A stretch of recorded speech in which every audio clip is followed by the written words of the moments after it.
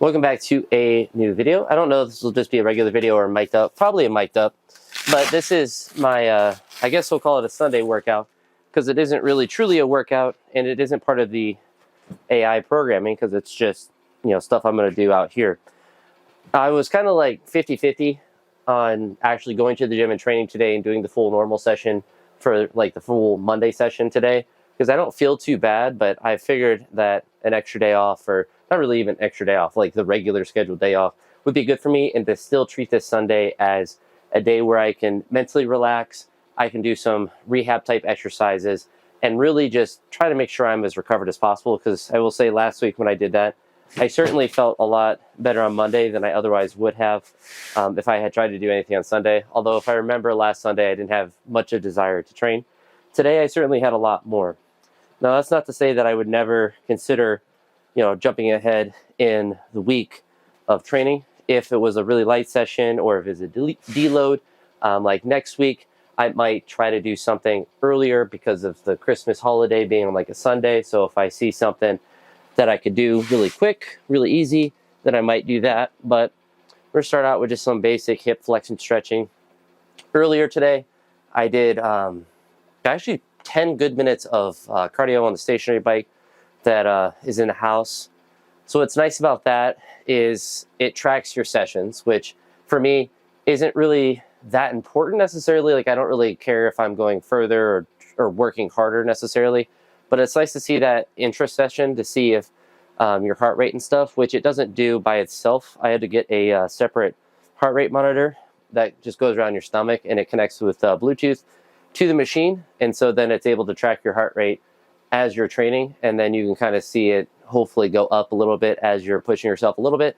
So I think that will be particularly useful as I do cardio, because it's easier to push a little bit harder when you can kind of see the more objective measures of like your heart rate going up.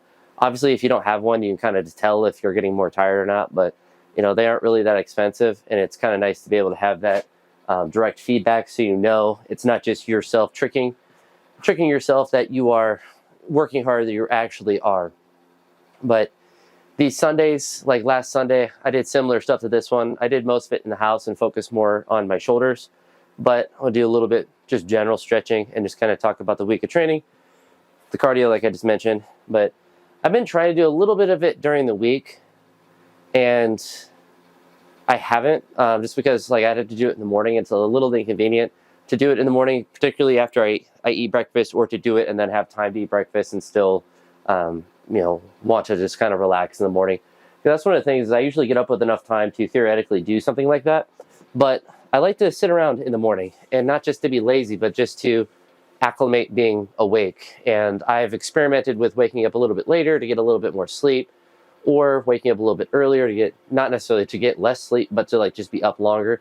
And I just find that the routine that I have, like I get up about 6:30, and then I leave my house about a quarter till, ideally. If I'm being lazy, usually it's like 10 till, because I live really close to where I work, which is really nice, and I don't have to worry about any traffic typically. So if I leave at a quarter till 8 o'clock, then I'm always there when I need to be. And I could always rush my morning routine a bit more if there's some sort of meeting I have to go to, which is nice to have that flexibility. I'm not getting up at 7 and then having like, oh, I have to be at the school at 7:30 and then having to just rush through everything. If I get up at 6:30, I have to rush a little bit, but it just means I can't just kind of like relax on the couch and just essentially lay around, which I don't know if that's if that's good or bad. Like if I should just sleep in till 7, but I have always done it and I kind of like it, and I've even tried to like wake up at 6, but I find that extra 30 minutes is nice just for sleeping purposes. If I really had my way, like if I was really good about getting to bed early, I probably would just get up at 6 a.m. and just be up for a little bit longer. Just kind of nice to have that morning time to yourself. So you don't have to do anything too crazy with the hip flexors because they're not really a problem, but it's nice to have this crash pad here for the simple fact that I don't have to put my knee on the wood floor. And I suppose if I had a smaller pad or something, then that would be useful as well. Oh, besides that, so I got straps from Crane, so they don't look like Gabriel Crane straps. because there's like a little piece of leather that was at the bottom. I took that off, and I think if you are a really astute observer of my lifts, you might have seen me have these on randomly. So I've been experimenting with them on, and once I took the leather off, because it kind of peels off because it's just sewn on, and I don't say peeled off, but like pull it off, it's like sewn on. It's pretty hardy actually. I cut them down a little bit too because they're a little bit too long, and so hopefully I like them, because I like my Iron My ones, the blue ones that I wear for most of my lifts when you see them, or for any of the heavy lifts that I have. But I like the material on these, which are more hard to really describe, but if you owned cargo shorts that have like the fabric belt that comes with them, it's like that material, which I don't know why I like the feel of it, but it just feels nice with it. And Iron Man ones still work great, but these ones are a bit longer, and I might just experiment with them now that they're a little bit shorter, because they were a little bit too long. But a little bit longer, because the short and sweet ones from Iron Mind, they aren't bad. I've used them for all my lifts, so obviously I like them and I'm comfortable with them. But with them being a little extra short, it's kind of nice to have one that's a little bit longer. Makes it a little bit, I would say, a little bit easier to get on, but just makes it just different a little bit. I've done all my max like snatch attempts ever with the short and sweet straps, so I don't have any issue with them. But I like wasting my money on things, and I think when I actually got some of these pairs I got one of these pairs of pants and the other ones from him, I threw in a pair of those straps as well. So I'd like to see how other straps feel. I will say, as far as the comparison to the Iron Mind, they feel very similar as far as the width and the thickness of them, and they're much better than like ones from Hook Grip or like Rogue and stuff, where they're thinner and the width is smaller. They're thinner in that way. And they're thinner as far as just the general thickness of them, and I just don't like that style. I think they probably work fine. If I had started using them when I started using straps for weightlifting, I probably would have liked them just fine, but I'm used to the Iron Mind ones, which have a different feel. And then, so this is a movement that I saw Squat University do. So he had the lunge up, and I think he reached back and then pressed up. And I'm actually going to move this to my hat, so it's kind of pinching there. But this was one of the movements that he had. And so I'm trying to rotate back as I'm pressing up. So I'm actively trying to twist and then pressing up just like normal, but trying to maintain that twist that I have and then pressing up. So it's hopefully using my back of my shoulder a little bit, and actually is giving me a little bit of a cramping feeling next to my scap on the inside, which probably means it's working. Let's do, I don't know how many I did. We'll just do this one and one more. And when you do rehab movements like this, even if you have one side that, like my right arm, doesn't really have any issues, it's always good to do it on both for balance sake, but also you can feel what it should feel like, or like what it could feel like if nothing was wrong, and then you can kind of assess that. But I feel the natural tendency to like open back up as I'm pressing up, so I'm trying to maintain that twist, which I think is giving me that good feeling. I feel like I did more. I would count, but it's also one of those things. It's just similar to how I treat the accessories with the AI right now. Is I'm trying to like increase the weight and do similar movements multiple times, so you can kind of progress those. But I'm not as worried about tracking, because it will give me like 4 sets of 10 of bicep curl, and I'm not going to do 4 sets of 10. Like, I'm going to work up and do however many I feel like at whatever weight, drop down, go up, and like kind of treat it, I don't want to say correctly, but a way that's, I think, to my advantage more so than just doing straight sets. I think if you're very new at lifting, straight sets are the way to go, but once you've been lifting long enough, you kind of get the feeling of, or you get the feel of what you want to feel when you're doing different movements, especially like bodybuilding type ones. And it's pretty easy to know when you've done enough. Yeah, definitely feeling a good, I don't want to say pump, but like a good like strain almost. Makes it sound more negative. I'm just feeling I'm feeling muscles work, I guess. Even though this is what, 5.5 pounds or whatever, 2.5 kilos is in freedom units. It is nice to have this crash pad. So twist, And this press straight up. So I think after this, I'm going to do some externals. I don't know how many of these are, or how many I've done, but that's good enough for now. I just have one heater blowing today, since I'm not going to be doing anything that requires too much heat out here. I should probably start with the red. It's one of those things, you pick up the white, you're like, that's too much. But then once you start doing the exercise, then it usually feels easy. This is one I did at the gym last time I was there, or not the last time, but the time before, with a cable. So it's a low connection of the cable, and I was really feeling it. And I wasn't able to use, I think I used the 10-pound, so like the lightest attachment, and then I took that off and just used the base weight, which I don't know how much weight it is, but it's not just nothing. It's a couple pounds. But I was really surprised with how difficult that was from pulling it from that position. So I definitely want to add those in when I'm there. And it's similar, I feel like it was harder than doing it from a cable. I guess that kind of makes sense since the tension is the same throughout. With a band, the tension gets more once I'm at the top, but then it releases as you get closer to the connection of the band.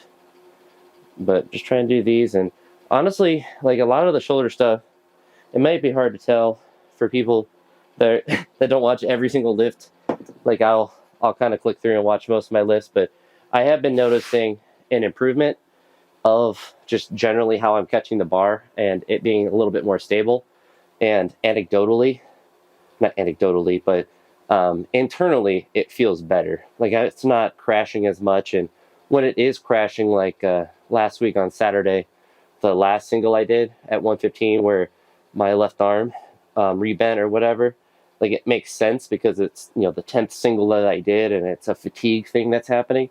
So it's something that will probably always happen, but it's one that you want to have happen on your 10th set and it be a heavy weight and not be on lighter weights.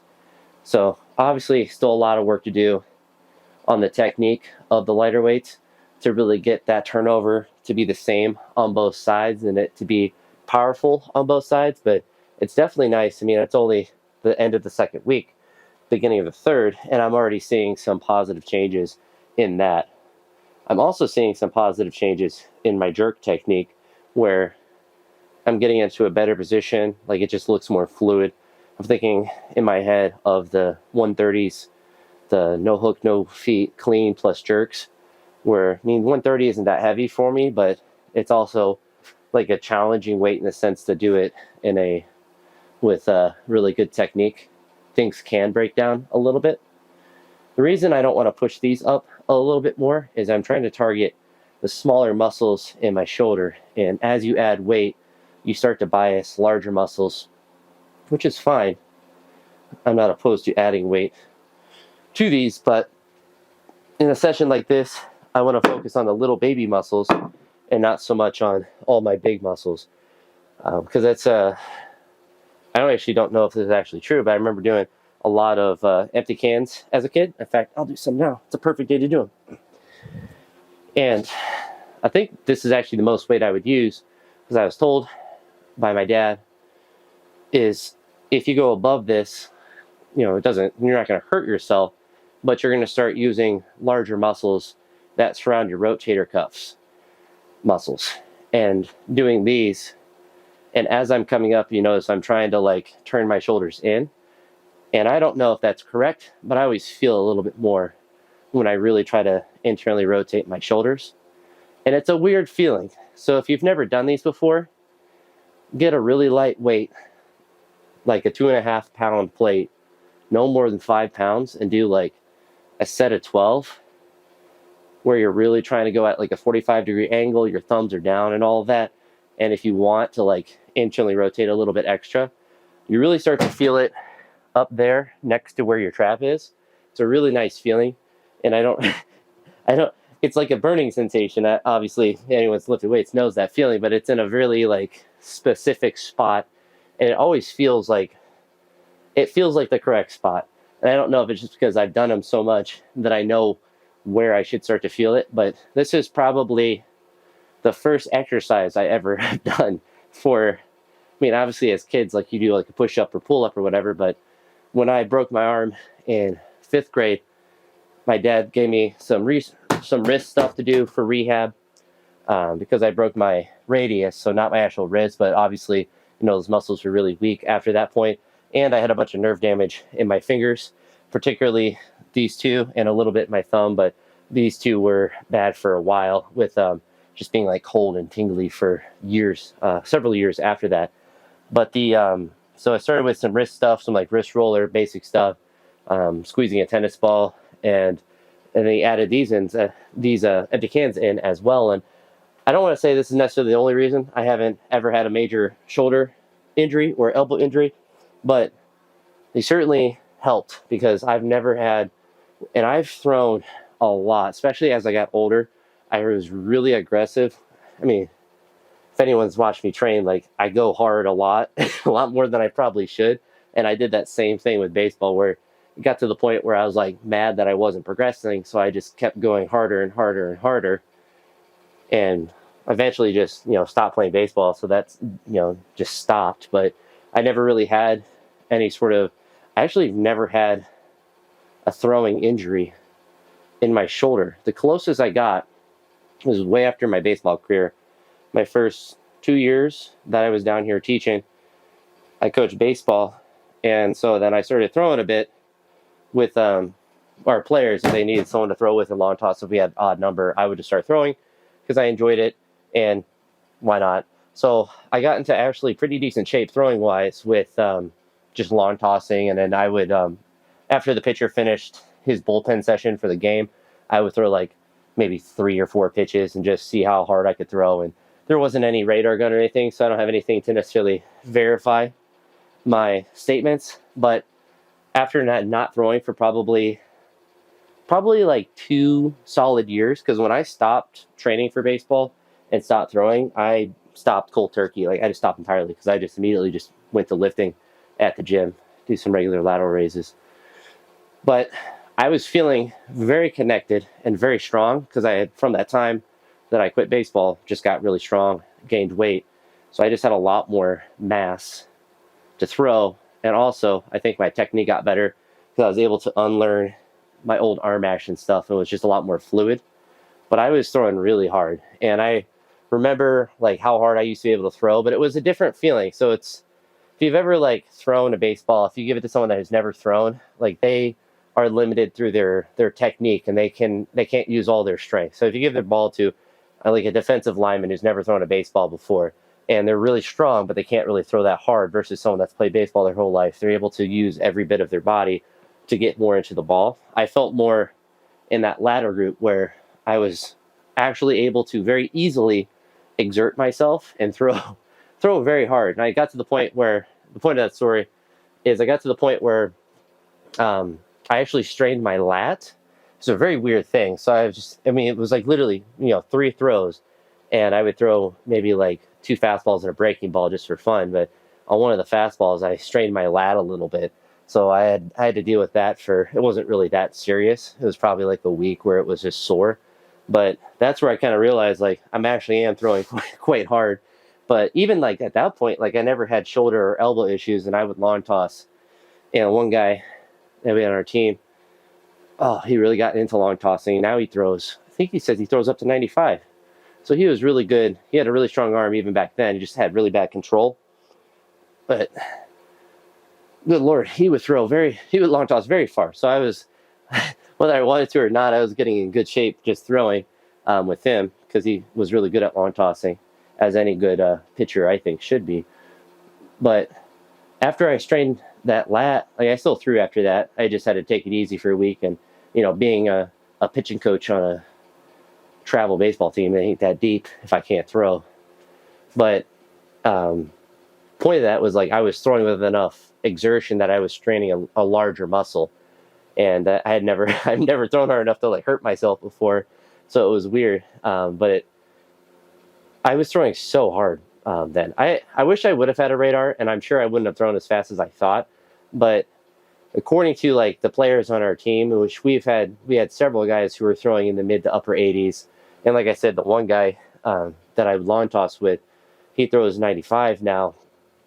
like we had guys that could throw hard or had the potential to throw hard, and so like the catchers had a pretty good eye, and they would say I was throwing at least as fast as those other guys, and I don't know, I never really believed them if they said I was throwing faster than them, but it's not like the story with the rookie, that movie where someone was a 38-year-old teacher that comes back, plays for AA baseball or something. I was never gonna go that route, because I had never played that high level of baseball.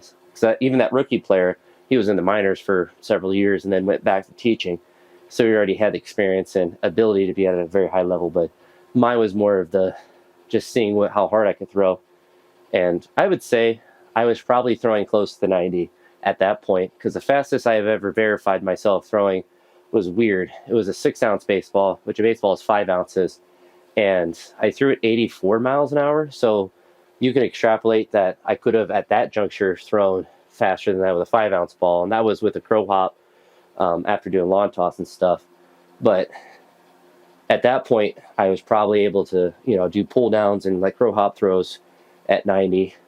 And that was back when I wasn't very strong.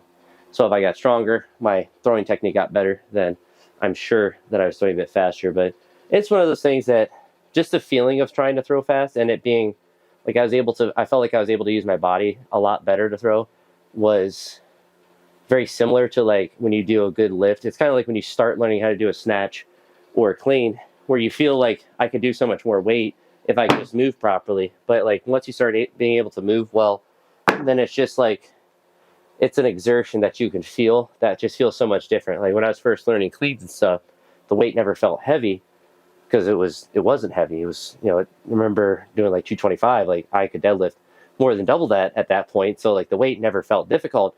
But once you get better, then you start to get to a weight that actually is starting to feel heavy. That's going to whip the bar a little bit. When I'm doing like say my PR clean is 175, so it's 387 in pounds, like getting up to that, like you're pulling on it and it feels heavy, and standing it up feels extremely heavy. And times I've done 170, like doing just a front squat, that weight is very heavy for me. And when you're able to fully exert yourself with your technique, it's definitely a different feeling. It's the most addicting feeling in weightlifting, because when you aren't good, then it feels like you're a baby deer. But then once you start to learn to move a little bit and you can exert yourself fully, then it's a different feeling. And I remember having that feeling when I was coaching and throwing, because I had gotten better at throwing by unlearning bad technique.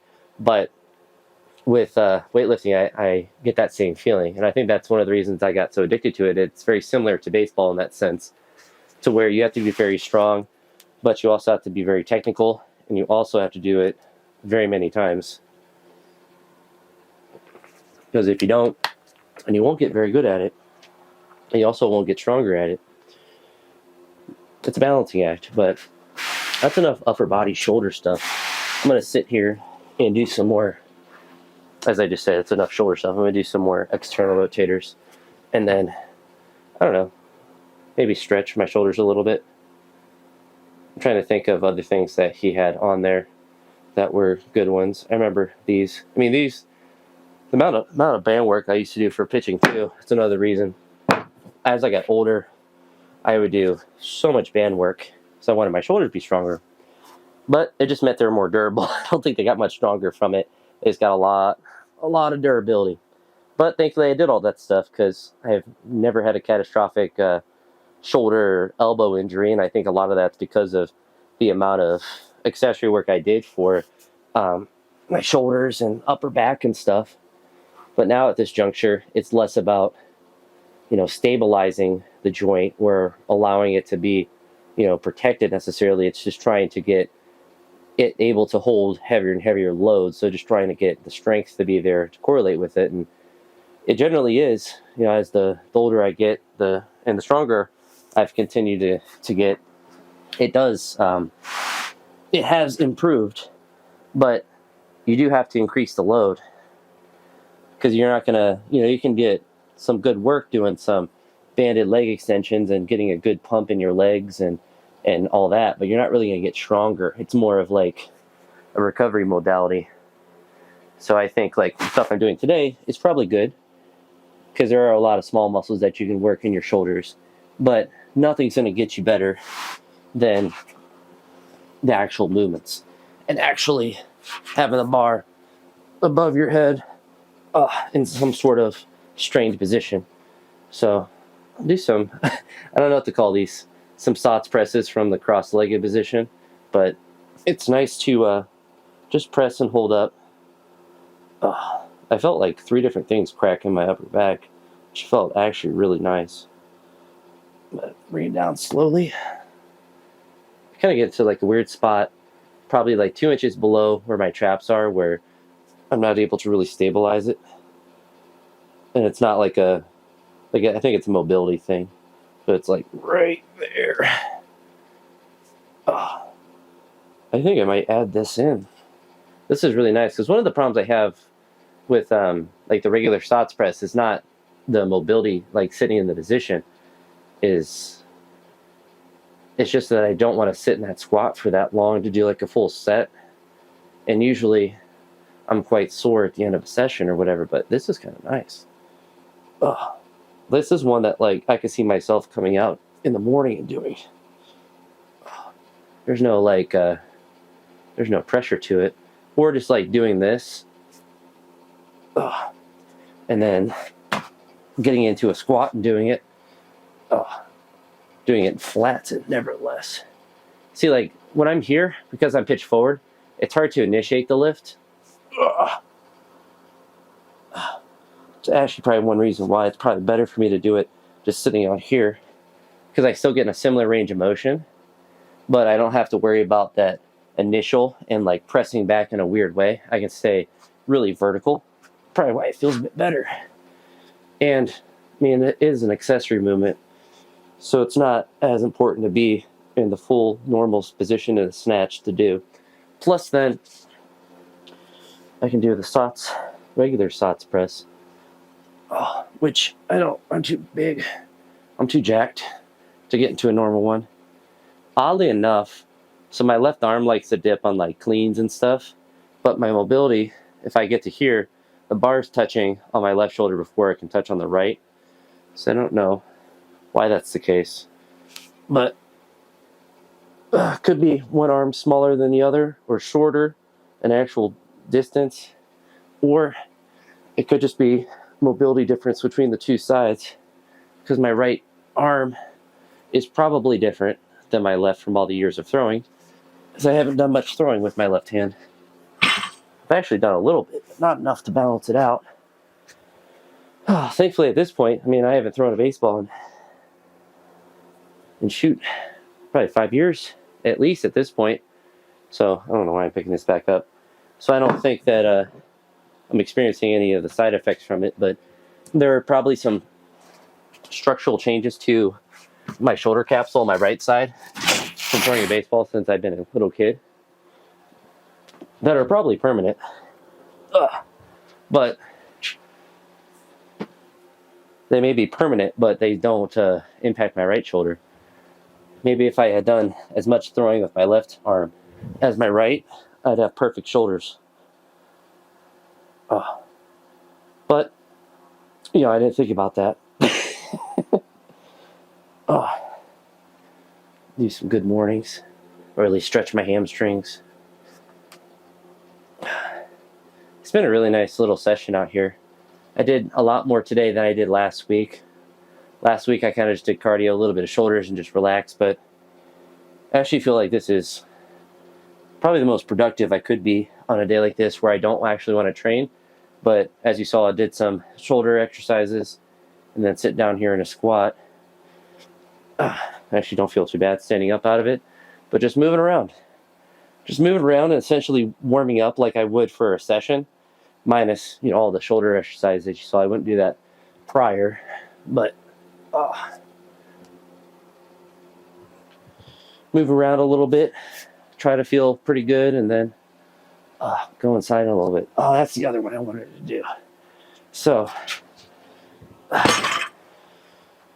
there's a chiropractic guy on YouTube, and I don't necessarily believe in chiropractic practice that much, but he has a lot of good like stretches and stuff, and it's nice because it allows me to stretch specific areas of my body that I want to, and may not think about the angles from which to stretch from. So the one because it's all like next to actually where I was doing the empty cans, like a similar spot to that, where it gets tight, and it gets tight like the long or throughout a training session. And it's weird because I've never really experienced it other than like a month ago till now.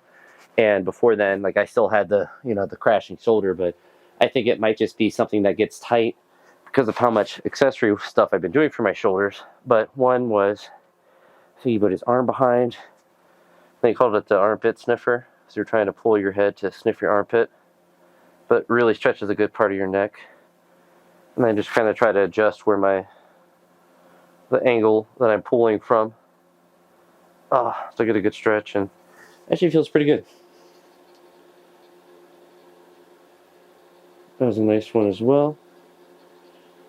But a lot of neck stretches actually feel quite good with that area, because it's less of my actual shoulder being tight, I think, because I can get into any position I want mobility wise. And like my chest, I feel it stretching more than my shoulder on a movement like that. But then like this, I feel my shoulder a little bit, but this is pretty normal shoulder stretch. But I don't know if it's so much, the mobility or the actual strength. I think it's probably tightness further upstream, or some sort of injury that I didn't notice that kind of just build over time, or just some sort of just imbalance. So I've noticed that the rotation of my left arm is a little bit slower than my right, but I think that's one of the reasons why I've been catching snatches a little bit more consistently lately, is that with all the extra stuff I've been doing, that turnover has been getting more consistent. And that's where I would feel soreness. Like literally just doing this, I'd feel a little bit sore. And I can say even now, like I feel nearly nothing, and it feels a lot more springy. Like it just feels like the same on both sides, which is the most important thing. But I think that's one of the reasons why my left side would always like struggle, is not even just the weight holding it, but it was the timing. So my left arm would move just ever so slightly slower, which became more exaggerated with the increased load. So then I get to a heavy weight and I'm like tipping way over, but it's not anything like if I do a snatch push press or even a snatch balance, like I'm not tipping over really that much at all. I'm able to hold it up there and do whatever movement, but it was the timing of this arm being a little bit slower. So that's also a focus, a technical focus. It's hard to really think about necessarily with heavy weights when you are training, but it is something to think about as you are increasing, to try to make sure that I'm punching under with both hands. So as I'm coming up, to try to get that punch with both, and to be aggressive with it on both sides. Because even there, I can feel a little bit forward with my left instead of being back. And I think it's a partially mobility thing and also a strength thing. It's not something I'm going to fix with bar work, but it's something that's nice to think about. Because if I do miss a snatch, it tends to be forward, or if it's forward, it tends to crash down. So I want it to be back in that midline in a strong position back there. But that's something that will take time to fix. But honestly, the progress that I'm having so far, or at least I feel like I'm having, feels like there has been some carryover. So the exercise selection, I feel like, has been pretty good. And the weights and stuff haven't been too crazy. So I'm happy with it so far. I mean, even being 2 weeks in and noticing some positive changes, and the fact that my legs feel stronger, certainly moving in the right direction. But I'll probably post this mic'd up the same day as my overview of the week of workout, so I won't talk too much about the specifics of the workout. But this week is pretty intense with the training that I have. I'll do this while I sit and squat. And the Tuesday, so tomorrow, basically every day this week's pretty heavy, but the Tuesday has the max front squat, which will be interesting. And then tomorrow will be quite heavy as well. We'll have to see how I feel. I think I'm going to have to go to the gym tomorrow. So I think it's supposed to be like the high of 41 tomorrow. So if I were to try to lift out here, it would just take way too much time to get warmed up. And then with it being cold, it just becomes usually a worse session if it is like really heavy weights or heavier intensity lifts. But I'm pretty happy with what I got done today. I mentioned in the beginning, did some cardio in the house, the 10 minutes on the stationary bike. I'm not Sam Solik. I'm not going to do 30 minutes, especially because the bike is not comfortable enough to sit on it for 30 minutes. It's not a recumbent bike. It's like a cycling bike, I guess, like that kind of seat. So it's not comfortable to sit on. I would need to get some sort of adjustment to it. But even if I had like a really comfortable seat, I'm leaned forward a little bit, so my shoulders get burned quite well from that. So probably some extra shoulder work from that. But I'm looking forward to this week of training. Kind of excited. Going home to see the parents on Sunday, so I won't have to worry about that day. But to see Monday how I'm feeling, what I want to do on that day. I think next week's going to be a deload, so probably a pretty easy session. I don't know if I'm going to do a session up at the gym up north that I've traveled to a couple times, but we'll have to see. It being Monday probably won't be a bad day, especially because I'll probably lift in the morning and it being Christmas Day. But I don't know. Well, I guess I have to see. But honestly, that's about good for this session. I took some caffeine before this because I thought maybe I'd want to lift out here, but ended up just rambling for a bit and doing what I view as pretty productive work because I didn't do anything that's too much. And I feel like when I wake up tomorrow, I'm going to feel really good. And that's kind of the main thesis of why I think it's important to kind of train every day, even on a day like this. Like, I wouldn't really consider this a training session. Like, I'm not going to write anything in my notebook or make a video. I mean, fast as make that video, but like, I'm not like calculating the weights that I'm doing. But like moving around, going through your full range of motion, straining, ever so slightly on different things, I think it does carry over to recovery. And I think it's the simple best way to recover. And it's something I have noticed ever since I started doing like powerlifting or strength training is you don't start to feel good after a hard session until you do another session. And what I mean by that is, like, if I'm sore from squats, I don't usually feel ready to squat until I've done another squat session. And it may seem kind of silly if you haven't done a lot of squats, but when you're really sore, I find is like the easiest way to get unsore for that movement is by doing that movement. Not necessarily at the same intensity or in the same exact way, but you don't really feel better for squatting or to squat until you start moving in that way. And that could just be a longer warm-up, or on a different day you're just doing body weight squats a little bit or stretching. Like, it's just things that, like, there's not any one modality I think is like crazy important for recovery outside of the norm of like sleeping, eating, and fluids and stuff. But movement is also the king of what you need to do. And one huge advantage I have as a PE teacher, where I'm able to be walking around almost the entire day when I'm at work, which is a big advantage I have over people who just have regular jobs where they're just not moving as much. So I am quite happy with that, especially because I wasn't always a PE teacher. I was a special ed teacher, and I didn't get to walk around as much. Although with that, I still did a little bit of walking, but not quite as much as I do now. So it's nice to take advantage of that. There's also something I have to keep in mind, that if it's like this winter break, I have to be more intentional about getting additional movement in, because I don't have that like built-in movement that I have, for 6 hours a day where I'm, walking around and moving around and stuff. But yeah, I think that's about good for this one. I think I did about as much as I want to do, and I think I'll probably watch some Sunday Night Football. Browns won today, which is nice. What should be the sneaky phrase that I throw at the end of this video to tell the people watch, because I did blueberries once and I completely forgot that I said that, and then I said something about Joe Flacco. I don't know. I'm thinking of like a Browns thing. Maybe just let's say, what's your favorite Christmas song? That'll be the secret phrase that tells me you made it to the end. Which, frankly, if you make it to the end of one of these videos, you're crazy, absolutely insane. But as I flip off that light there, I don't know. It doesn't really look that different. I'm sure it looks different on the camera, but